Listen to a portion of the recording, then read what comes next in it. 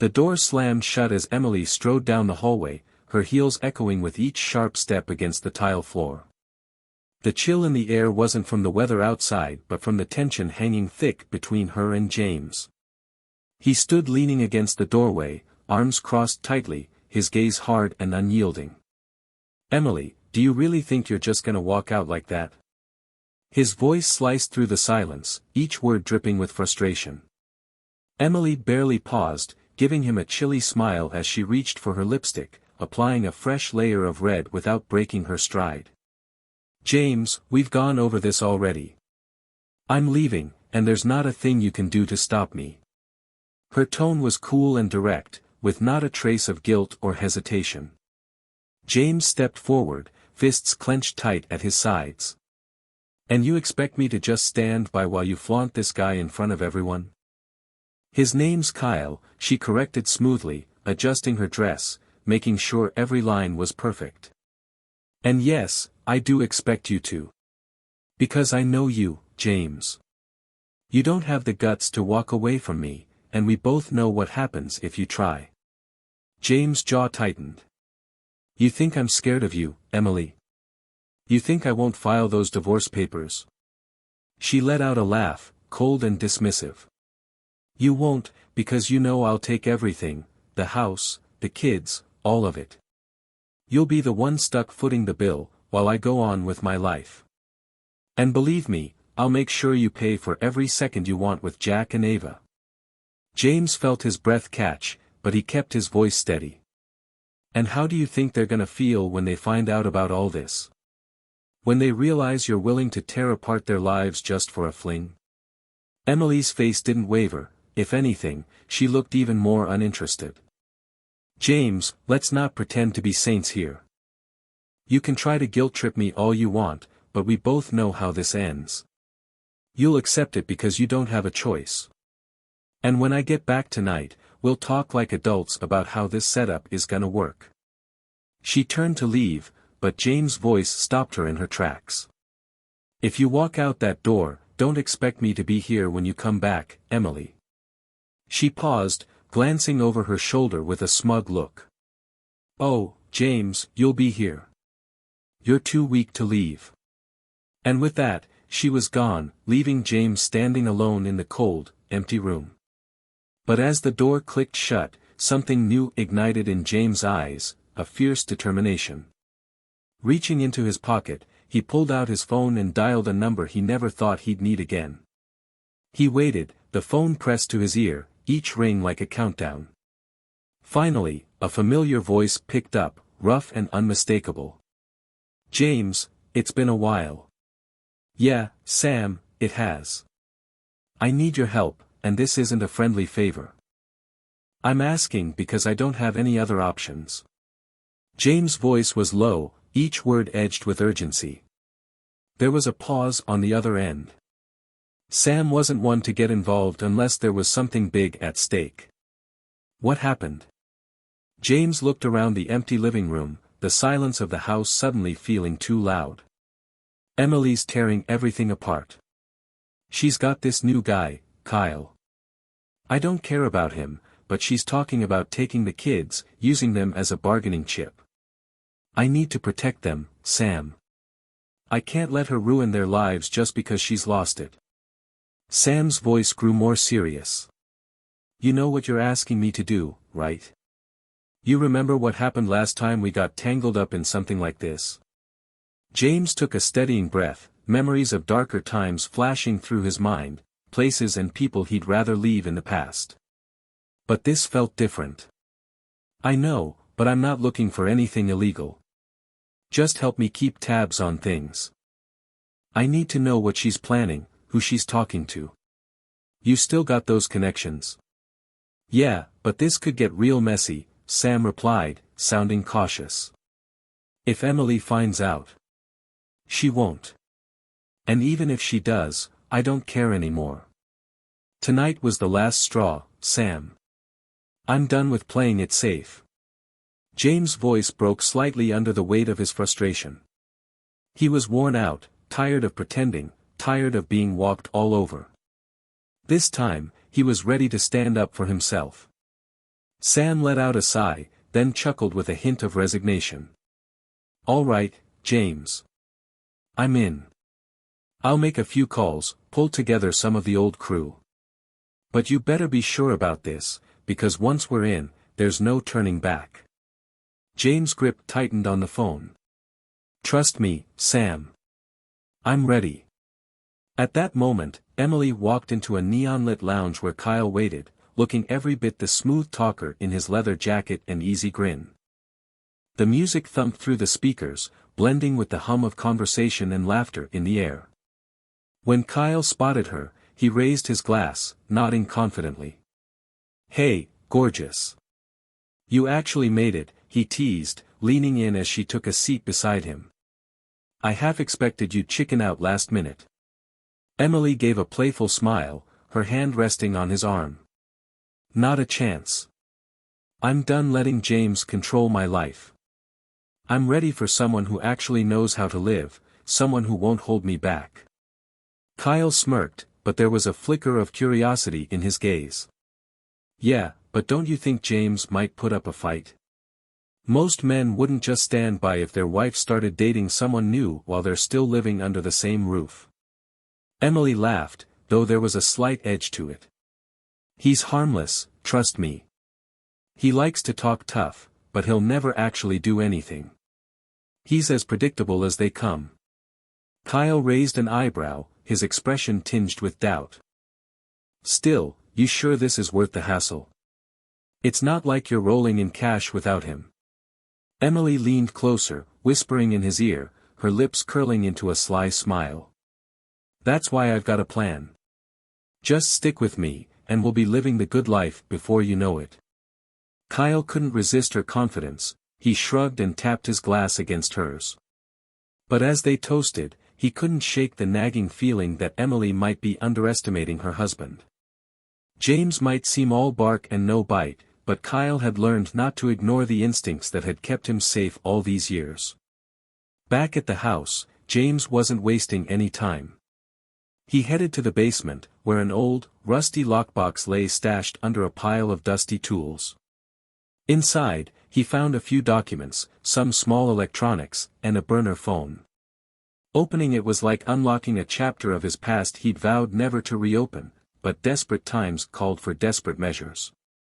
He dialed a number on the burner phone, and it barely rang once before a familiar voice answered. James, what's going on? It was Brian, an old contact who had moved on to work as a security specialist. Brian, I need some tech, something to monitor her calls, maybe a tracker or two. Just something to keep tabs on her movements and who she's meeting. James' tone was firm, not a hint of doubt. Brian let out a dry chuckle. So, getting back into the spy game, huh? All right, I'll send over a package. It should reach you first thing tomorrow. Thanks. And Brian, keep this quiet, don't mention it to anyone. Not yet.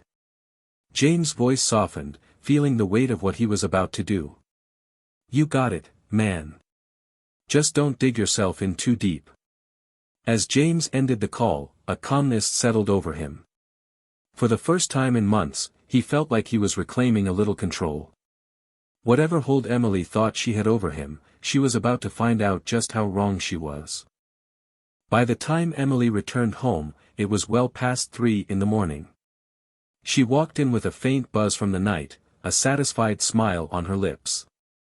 But the second she stepped inside, she sensed something was off. The lights in the living room were still on, and James was sitting there, calmly waiting in the armchair, a shadow cast across his face in the dim glow. Well, look who finally decided to stroll in, he commented, his voice almost too casual. Emily stopped, and her smile wavered. James, don't start with this. Oh, I'm not starting anything. Just making sure you know how this is going to work out. He stood up, locking his eyes onto hers. You thought I'd just sit back, but you're wrong, Emily. I'm done letting you walk all over me. She raised an eyebrow, though he caught a brief flicker of uncertainty in her expression. You think you can intimidate me, James?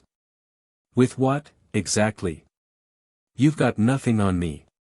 James let out a slow, humorless laugh. Is that what you believe? Let's just say I know people who are much better at uncovering the truth than you think.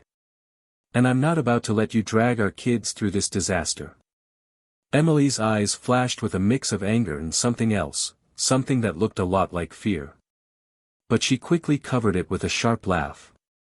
You think your little friends are going to change anything? I'll still get the house, the money, everything. You know how the system works. James stepped closer, his expression hardening. Yeah, well, we'll see about that, because I'm not going down without a fight. For a moment, the air between them felt charged, thick with tension. Neither of them moved, locked in a dangerous standoff with more at stake than ever before.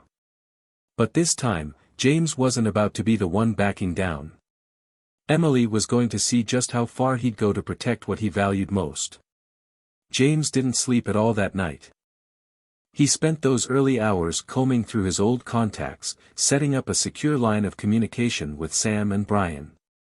By dawn, a small, unmarked package was waiting at his front door.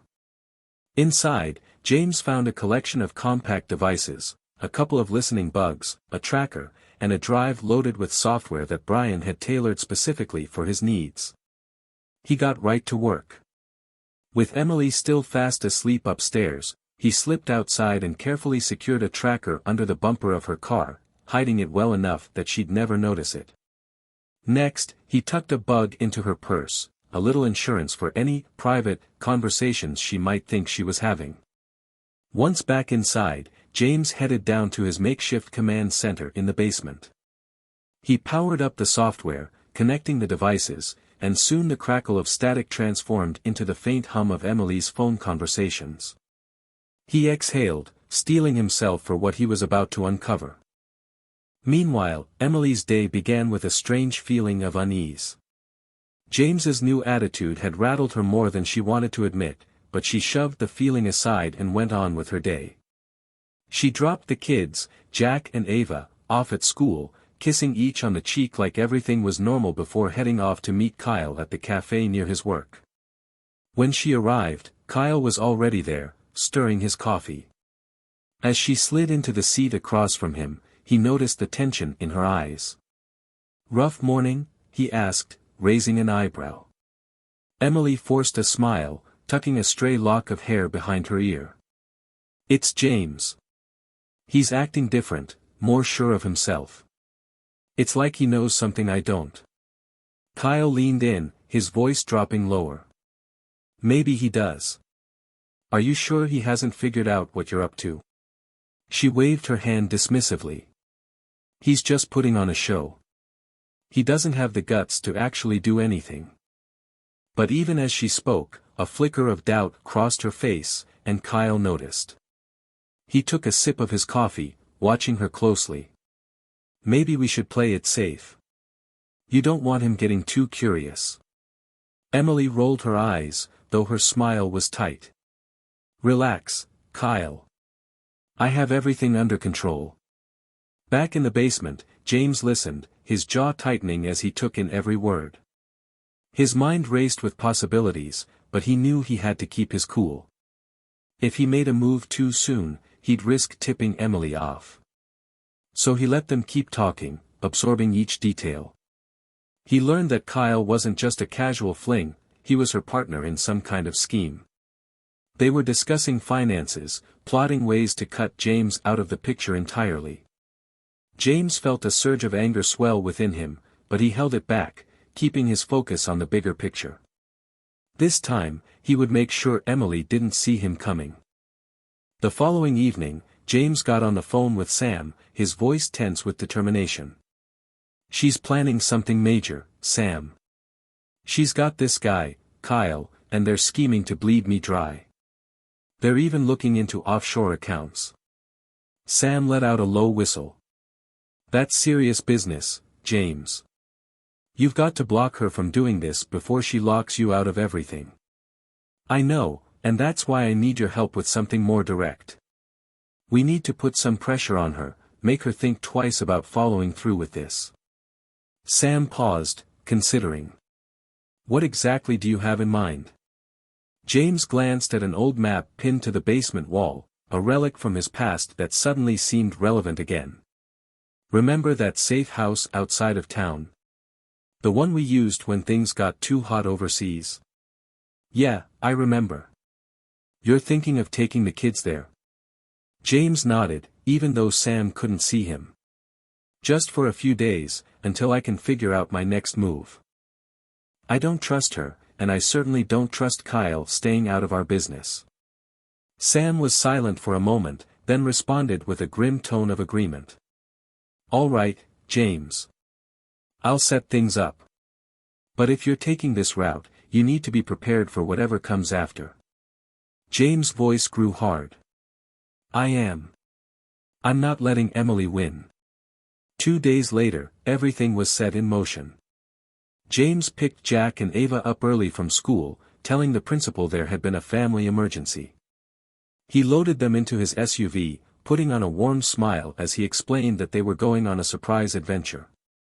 By nightfall, they reached the safe house, a secluded cabin tucked away deep in the woods.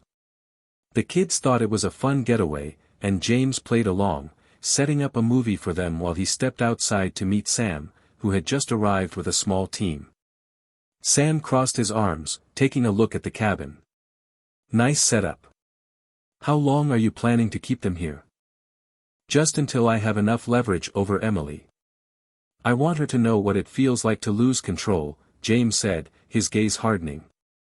She thinks she can tear our lives apart, but I'm not going to let her do that. Sam nodded but looked uneasy. You sure this is the path you want, James? Things could get messy real quick. James took a deep breath, looking out into the dark stretch of woods. It's already a mess, Sam. I'm just trying to survive it.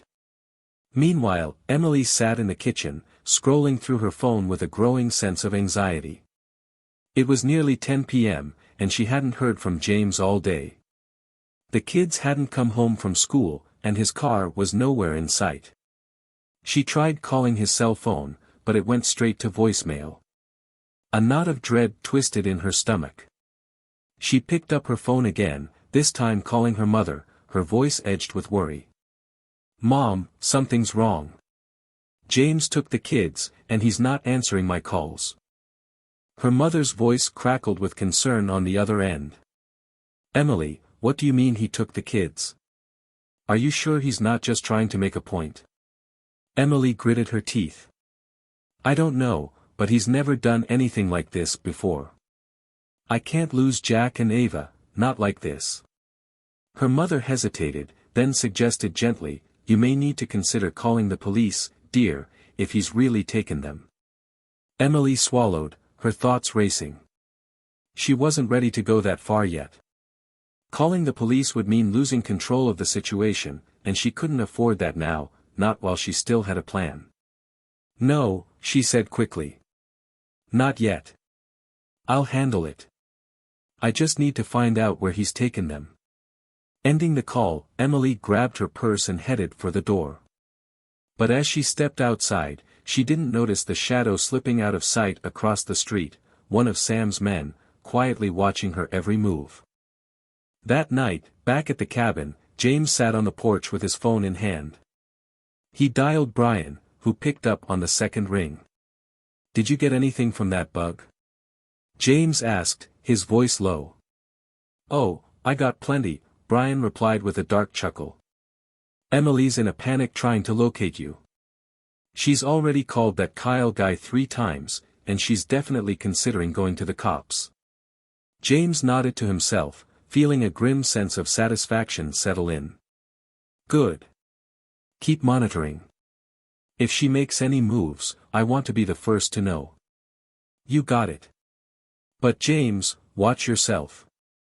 If you push too hard, she might just push right back. James' eyes glinted in the dim light. Let her. This time, I'm ready for whatever she tries. The next day, Emily met Kyle at a shabby bar on the edge of town, her face tight with anxiety. She clutched his arm, her voice filled with urgency. James has lost it, Kyle. He's taken the kids, and I have no idea where he's hiding them. If we don't get them back, everything we planned is going to fall apart. Kyle frowned and guided her to a secluded booth. We'll work this out, but you need to stay calm. If you start panicking, you're going to slip up. Emily bit her lip, her eyes flashing with frustration. We don't have time to be calm. We have to find them before he pulls something drastic. But as she spoke, something caught her eye, a tiny black dot near the edge of her purse, almost blending in with the lining. Her heart skipped a beat, and she quickly turned her back to Kyle, pretending to rummage through her bag. What's wrong? Kyle asked, noticing her sudden change in demeanor. Emily forced a tight smile.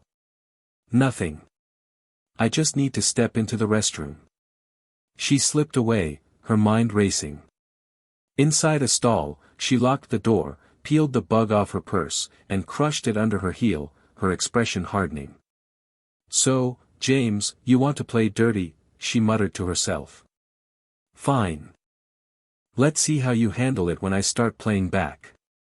Emily stormed out of the bar, her mind spinning with thoughts of retaliation. She'd underestimated James, and now he'd backed her into a corner. But she wasn't going to let him win. She called Kyle, telling him to meet her at the house. They needed a new plan, and fast. An hour later, Kyle arrived, but the tension in the room was palpable. Emily's anger was obvious, and Kyle looked on edge, uncertain about where this might lead. They paced the dimly lit living room, Emily venting about James's sudden change. We have to find him, Kyle. If he thinks he can hide the kids from me, he's dead wrong, she seethed, her nails digging into her palms. Kyle raised his hands, trying to keep things calm. All right. Let's not rush into anything reckless. Maybe we can look into his finances, see if he's made any sudden withdrawals or rented a place. I know a guy who can help us track him down.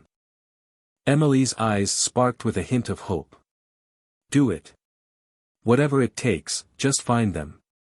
Meanwhile, at the cabin, James' phone buzzed with an alert from Brian.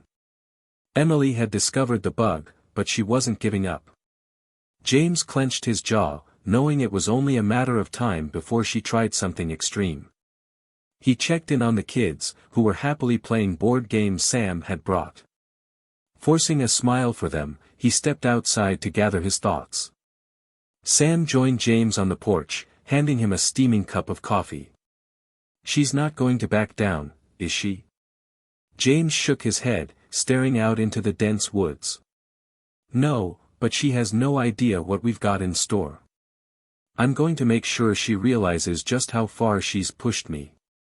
Sam took a sip, casting a glance his way. And you're ready for that? Ready for whatever comes next. James looked back at the cabin, listening to the sound of his kids' laughter drifting through the open window. I have to be. For them. Meanwhile, Emily and Kyle's search for James led them to a private investigator who was skilled in tracking down people who didn't want to be found. But every move they made, James was one step ahead, thanks to the intel Sam's team kept feeding him. When Emily arranged a meeting with a lawyer to discuss an emergency custody order, James was already outside the building, discreetly recording the entire interaction. He sent the footage to Brian, who hacked into Kyle's financial records. Within hours, James had everything he needed, evidence of the suspicious money transfers and emails between Emily and Kyle plotting to cut him out. He sent the files to Emily's phone with a single message, "You want to play dirty? Here's my hand." Emily froze when the message came through, her heart pounding as she opened the files. Her face went pale as she saw just how thoroughly James had turned the tables on her. She turned to Kyle, her hands shaking. He knows everything. He has proof. He'll ruin us. Kyle's expression hardened, and the tension between them snapped. You dragged me into this, Emily. If you'd kept things under control, none of this would have happened. Back at the cabin, James received a call from Emily. He answered, keeping his tone cold and steady. I see you got my message. Emily's voice was shaky, anger barely masking her desperation. "James, you don't have to do this. We can come to some kind of agreement. Just give me back the kids, and we'll go our separate ways. There's no need for this." James let out a bitter laugh. "After all you've done, you think I'd just hand them over and let you walk away? No, Emily. This is over. I've already filed for full custody. You're not seeing them again. You think I'll just stand by and let that happen?" she snapped, but there was a desperate edge in her voice now. "You don't have a choice," James replied calmly. "I have proof of everything, the money transfers, the lies, the affairs. I'm not the one who'll be losing this fight." He ended the call, tossing his phone aside. Inside, the kids were waiting, blissfully unaware of the battle raging around them. James joined them, pulling them into a tight hug. He knew this was just the beginning, a new chapter where he finally held the upper hand. A few days later, James received the news he'd been waiting for. The court had granted him temporary custody, pending an investigation into Emily's actions. Relief washed over him, though he knew the real fight was far from over. Emily, realizing she was on the verge of losing everything, made one final, desperate move. She called the police, claiming James had kidnapped the children. But when the officers arrived at the cabin, James was prepared. He handed over the legal documents proving he had every right to protect his kids. Emily's accusations crumbled under the weight of his evidence, and the officers left, warning her to stay away. Emily stood at the edge of the woods, watching as James guided the kids back inside, his arm protectively around their shoulders. Her anger turned to bitter tears as she faced the reality of her loss. James was no longer a man she could manipulate, and now all she had left was the wreckage of her own schemes. Kyle, unwilling to let himself be dragged any deeper into Emily's collapsing life, cut ties and skipped town without a word. He wasn't about to hang around for the fallout. Months passed, and James and the kids began to settle into a new life. The past wasn't forgotten, but it was behind them. He hadn't chosen this fight, but he'd seen it through for all the right reasons, for his children and their future. Watching them laugh and play in the backyard of their new home, he knew that every hard moment had been worth it. Emily, however, faced a different reality, a life without the control she once believed she held, forced now to deal with the consequences of her actions. She may have started the game, but she lost it in the end, and James would never forget the toll it took on all of them. For the first time, he was able to move forward without looking back. It was a quiet Tuesday afternoon in 1978. "My name is Tom Walker, and I came home early from my construction job, hoping to surprise my wife, Susan, with a little extra time together. I expected to step into a warm house, maybe catch the smell of dinner cooking, and find Susan relaxing or starting on a meal. But what I found instead turned my entire world upside down. The front door creaked as I opened it, and right away, I sensed something was off. The house was far too quiet. As I walked toward the living room, I heard Susan's voice, low and tense. She was on the phone. I stopped just outside the room, gripping the door frame. "Listen, I love you," she whispered, softer than I'd ever heard her speak. "But I want to keep my marriage. Can we keep seeing each other on the side?" My heart pounded, and I edged closer, peeking around the corner. Susan sat on the edge of the couch, clutching the phone, her face flushed, her eyes filled with both guilt and excitement. Her words were clear, unmistakable. "Don't make me choose," she continued. "I don't want to lose him, but I can't give you up either." It felt like the room spun around me. I'd been blindsided, punched in the gut by my own wife, the woman I'd built my life around, talking about keeping her affair going while keeping me in the dark. It wasn't just the betrayal that hurt, it was her boldness, her lack of respect. My fists clenched, my mind racing. This was no minor misstep, it was a calculated deception. I couldn't stand there silently any longer. I stepped into the room, and the creak of the door made Susan's head snap up. Her eyes met mine, and the color drained from her face. The phone slipped from her hand, landing with a soft thud on the carpet. The silence that followed was overwhelming. I wanted to yell, to demand answers, but I was frozen in the shock of the moment. Her betrayal hit me hard, and I realized that everything I believed about our life together had been a lie. The days that followed were a blur of anger and confusion. Determined to understand the full extent of Susan's betrayal, I began going through her things, piecing together whatever fragments she'd left behind.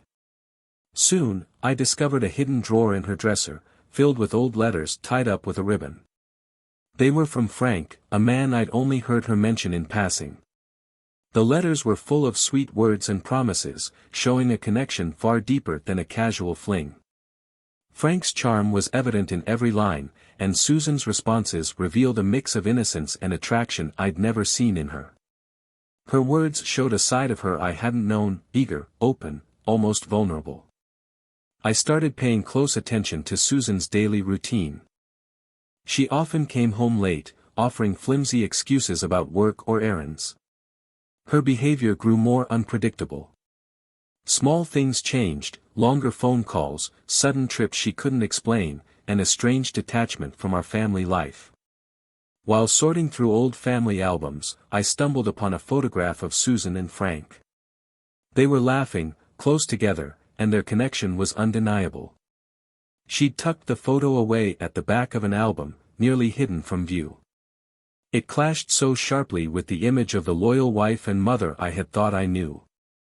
The more I uncovered, the more it became clear that Susan's seemingly innocent actions were part of a far larger web of deception. Her financial habits were also raising red flags, bills were falling behind, and large amounts had been quietly withdrawn from our joint account. The pieces were starting to fit together, revealing a picture of a woman who had been living a double life right under my nose. My anger grew with every new connection I made. Susan's supposed naivety wasn't just a personal flaw, it had led to deliberate deceit and financial manipulation. This affair was more than a betrayal of love, it was a calculated act with consequences beyond just emotional pain. I knew I had to keep digging to fully grasp the depth of her betrayal and how much it had affected our family.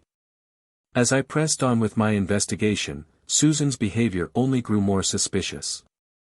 I began noticing more and more inconsistencies in her stories, and her phone seemed to be a constant source of tension. She would often take calls in private, and any time I tried to catch a glimpse of her screen, she would quickly pull it away. One night, after Susan had gone to bed, I decided to take a risk and look through her phone. I managed to unlock it by guessing her passcode, something I felt I had to do, no matter the risk. What I found in her messages was staggering. She and Frank spoke frequently, exchanging plans and promises as though they were laying out a future together, not just a casual fling. I also found a trail of emails between them, detailing their secret meetings, how they intended to keep their double lives going, and how they planned to hide it all from everyone around them. They used coded language, but the meaning was obvious. Susan was deeply invested in maintaining this affair while pretending everything was fine at home. Then, tucked away in the back of her closet, I found Susan's journal. Her entries were hard to read. She described her growing dissatisfaction with our marriage and the emotional dependency she'd developed on Frank. Her writings revealed a woman torn between her commitment to me and her desire for Frank. She was naive, convincing herself that she could somehow juggle both lives without consequences. But beyond the emotional revelations, I also found financial records that showed unauthorized transactions. Susan had been transferring money to an account I didn't even know existed, which I later discovered was linked to Frank.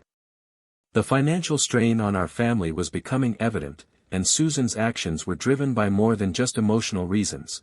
There was a clear financial element as well. The more I uncovered, the more obvious it became that Susan's deceit wasn't just a string of isolated lies, it was an elaborate scheme to manipulate and control. This wasn't just a personal betrayal anymore, it was a complex web of lies, both emotional and financial, that had entangled our whole family.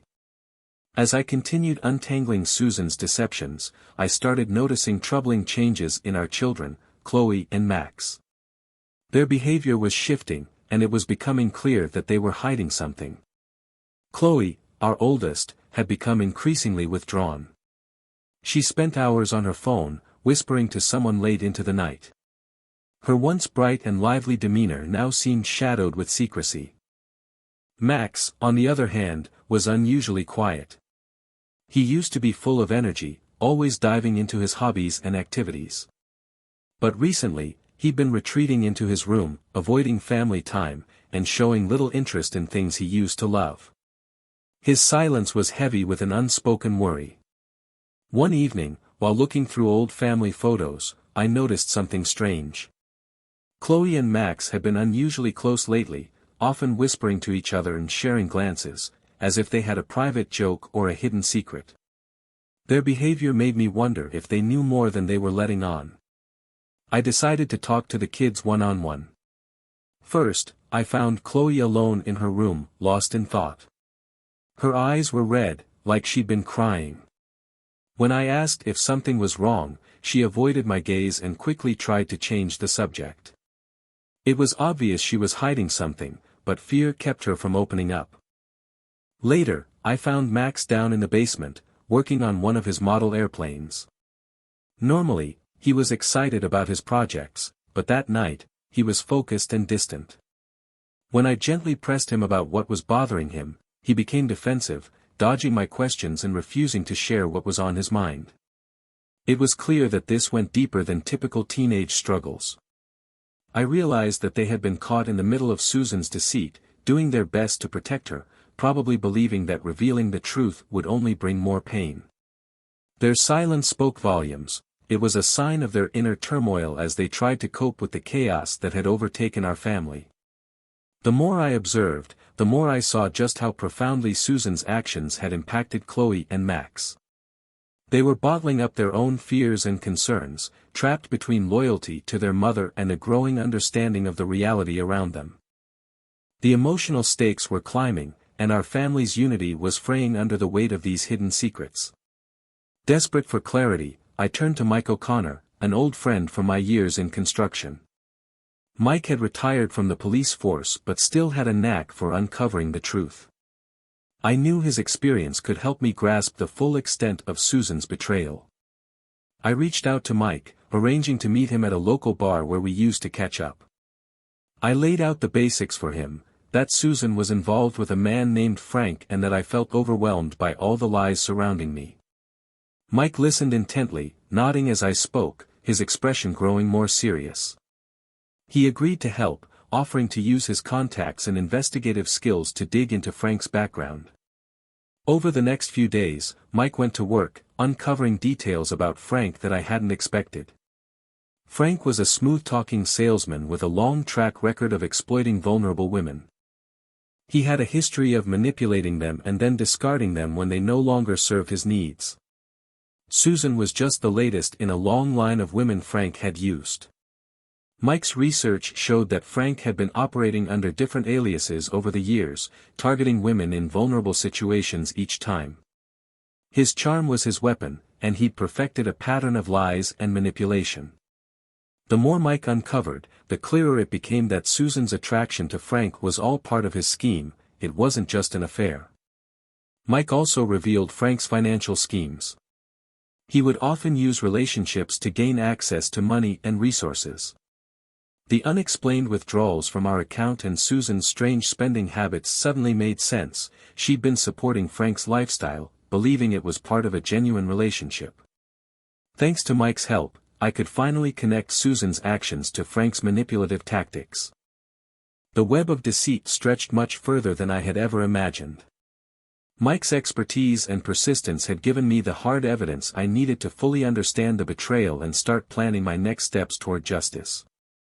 Armed with everything Mike had uncovered, I decided it was time to confront Susan. I needed to bring the lies and deception to light and see if there was any honesty left in her at all. My plan was to confront her with the evidence I'd gathered and hope for a straight answer. One evening, I waited for Susan to come home from what I knew was another secret meeting. The house was silent, filled with a thick, anxious tension. When she finally stepped through the door, I could see in her expression that she sensed something was coming. Her attempt at small talk fell flat, the truth lingered heavily between us, waiting to come out. I laid everything out on the dining table, the letters from Frank, the photographs, the emails, and the financial records. Each piece of evidence was carefully arranged, a testament to the depth of the betrayal I had uncovered. Susan's eyes widened as she took in the pile of her lies displayed openly before her. I confronted her with the documents that detailed how I had uncovered her affair and the financial deceit. Her first reaction was shock and denial. She scrambled to explain away each piece of evidence, but her excuses were hollow, each one more flimsy than the last. Her once confident demeanor started to crumble as I presented each new revelation. Despite her attempts to deflect, it was clear that Susan was fully aware of the severity of her actions. Her guilt showed in her tears and the way she couldn't look me in the eye. She admitted to the affair with Frank, but her words were more excuses than genuine remorse. She begged me to understand, claiming she'd made mistakes but still loved me and wanted to salvage our marriage. But her pleas didn't sway me. The truth was laid bare, and her excuses only highlighted how deep the betrayal went. It was obvious she wasn't truly sorry for the pain she'd caused, she was only sorry that she'd been caught. Her pleas for forgiveness felt more like a desperate attempt to avoid facing the consequences. As she continued to cry and beg, I felt my resolve harden. I knew her tears were just another attempt to manipulate me. This confrontation hadn't just revealed her lies, it had also made my path forward crystal clear. Her evasive half-truths only strengthened my determination to take decisive action and follow through with the justice I had been planning. I realized that Susan's betrayal ran deeper than I'd initially thought, and I felt compelled to uncover every detail of her deceit. Determined to leave nothing hidden, I continued searching for any additional clues that might explain the full impact her actions had on our family. One night, as I was going through old boxes in the attic, I stumbled across a stack of documents and files that Susan had carefully stashed away. Among the papers, I found financial records that revealed an even more disturbing picture. This wasn't just about the unauthorized transactions I'd seen before. Here were records of large sums of money being funneled to an account I didn't recognize. That account was tied to Frank, further confirming his involvement in manipulating Susan. The documents also included correspondence between Susan and a lawyer. Until now, I hadn't realized the full extent of Susan's financial maneuvers, but the lawyer's notes pointed to ongoing issues that she'd kept hidden from me. She had been draining money from our joint accounts to fund her affair with Frank. The strain on our finances was now painfully clear. Susan's choices had affected our family's stability more than I'd known. As I sifted through the papers, I came across a folder labeled Personal. Inside were letters and notes that painted an even darker picture. Susan hadn't been engaged in just an affair, she had been planning to leave me for Frank while pretending to be a loving wife and mother. Her journal entries described her plans to eventually divorce me, all while secretly setting up a financial safety net with the money she'd been siphoning off. The revelation was devastating. Susan's betrayal wasn't just emotional, she had laid out a calculated financial scheme to secure her future with Frank. Her actions had placed our family's finances at serious risk, and her betrayal went far beyond what I had initially suspected. Finding these documents revealed that this wasn't just a personal betrayal, it was a well-planned scheme with real and lasting consequences. Susan's choices had led her down a path of deceit that was not only hurtful but financially damaging.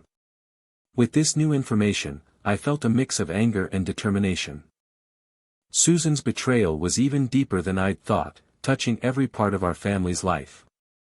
Moving forward was going to require careful planning, not only to process my emotions but also to deal with the financial and emotional fallout of her actions. I decided to dig deeper into the people around Susan, hoping to fully grasp the web of lies she'd been part of. I reached out to her close friends, thinking I might uncover more secrets that could shed light on her deception. Each interaction peeled back another layer of the tangled web she'd woven. One friend, Diane, had been a steady presence in Susan's life. I approached her, pretending I wanted to talk about Susan's recent behavior. As we spoke, it quickly became clear that Diane had her own baggage. She'd been through a rough divorce and was bitter about her own relationship failures. Instead of being a voice of reason, Diane had supported Susan's affair, letting her bitterness and disillusionment influence her judgment. During our conversation, Diane mentioned Susan's frequent late-night calls and sudden disappearances, which only confirmed what I'd already suspected. Diane had known about the affair and had actively helped Susan cover her tracks. Her own unresolved issues had led her to enable Susan's behavior rather than challenge it. Next, I spoke with Kathy, another of Susan's close friends. Kathy had always come across as reliable and supportive, yet her reaction to the news of Susan's affair was strangely subdued. I soon learned that Kathy had her own financial problems and had been secretly receiving money from Susan. This arrangement created a conflict of interest, making Kathy less likely to question Susan's actions or offer any real guidance.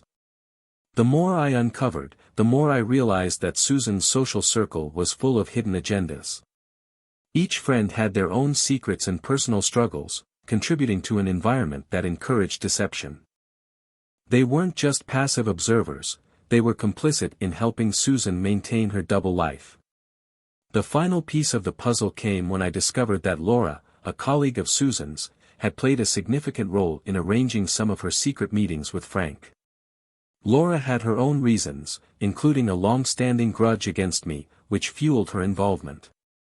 She wasn't just aiding Susan out of friendship, she actively wanted to hurt me and saw supporting Susan's affair as a way to do that. The web of lies was far more complicated than I'd imagined. Each person in Susan's life had their own hidden motives, and their support for her affair was fueled by personal issues and conflicts. Understanding these roles and motives was crucial as I prepared for the final confrontation. This wasn't just about Susan's affair with Frank, it was part of a larger pattern of manipulation and deceit. As I pieced together the details of the betrayal, it became clear that Susan's actions went beyond her relationship with Frank. Learning about her friend's involvement added layers of complexity. Their hidden motives and personal issues had played a significant role in enabling her deceit, and seeing their full involvement was essential as I prepared to face the truth head-on. My children, Chloe and Max, had unknowingly shielded Susan from facing the truth. They were torn between their loyalty to their mother and their understanding of what was right. Their secrecy and evasiveness weren't simply signs of teenage rebellion, they were misguided attempts to hold our family together. By keeping silent, they had unwittingly helped to keep the deceit alive, prolonging the pain and making an already complicated situation even more difficult. Diane, Susan's closest friend, had played a major role in supporting Susan's deception. Her own failed marriage and bitterness had led her to justify Susan's affair instead of confronting it. Diane had been a constant source of support for Susan, providing both emotional and practical help to sustain the facade. Her involvement was motivated by her own unresolved issues, making her an enabler of Susan's betrayal as she sought to validate her own choices. Kathy, another friend of Susan's, had her own financial struggles and had been quietly benefiting from Susan's financial manipulations. Her subdued reaction to the affair was largely influenced by her dependency on Susan's assistance. Kathy's reluctance to address the situation stemmed from her need for financial stability, adding another layer of complexity to the web of lies. Laura, Susan's colleague, had been instrumental in arranging some of Susan's secret meetings with Frank. Laura's motivations were rooted in a personal rivalry with me, coloring her actions and making her a willing accomplice in Susan's affair. Her involvement wasn't just about helping Susan, it was also a way to undermine me, fueled by her own grievances and conflicts. The deeper I dug into the lives of these individuals, the more I realized that Susan's betrayal was part of a larger pattern of manipulation and deceit. Each person involved had their own motives for supporting or enabling the affair, creating a complicated network of personal and emotional conflicts. Understanding these hidden agendas was crucial as I prepared to take the final steps in my plan for justice. The intricate web of secrets and motivations showed the full extent of the betrayal and revealed how deeply it had impacted my life and family.